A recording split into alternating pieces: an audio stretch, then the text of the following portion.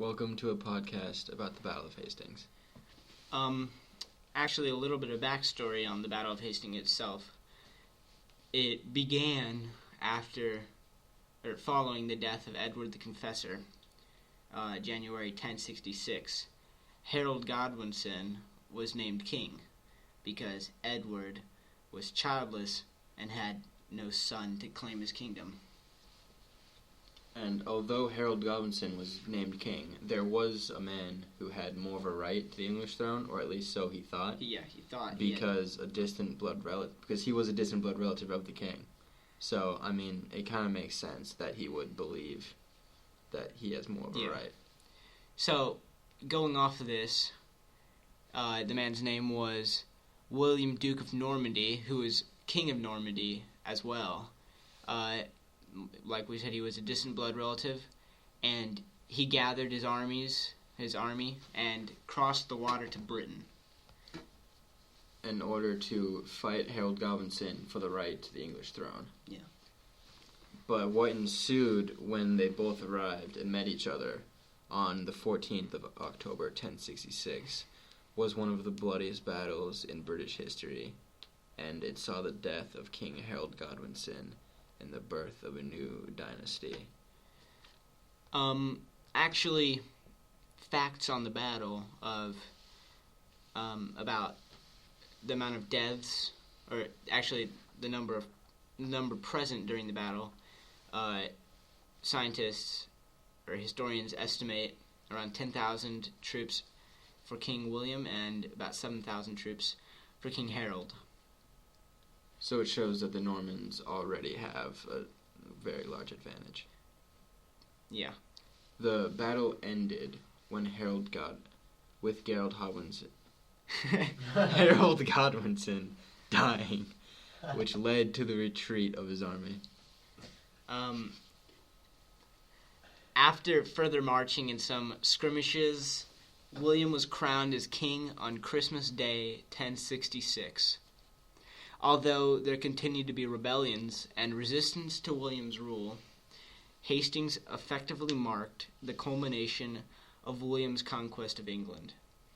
Historians believed that about 2,000 invaders died, invaders being the Normans, while the English suffered double the losses. So, about 4,000.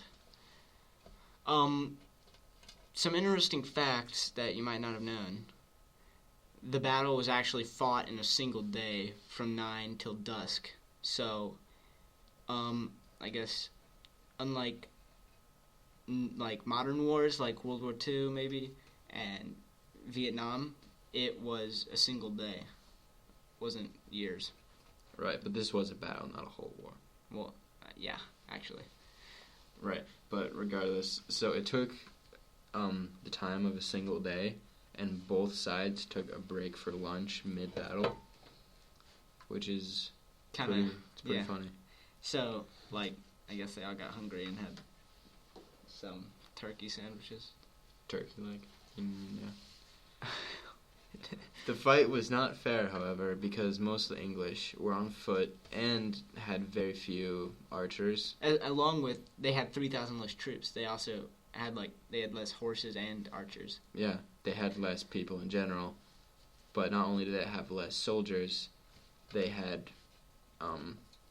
were less technologically advanced.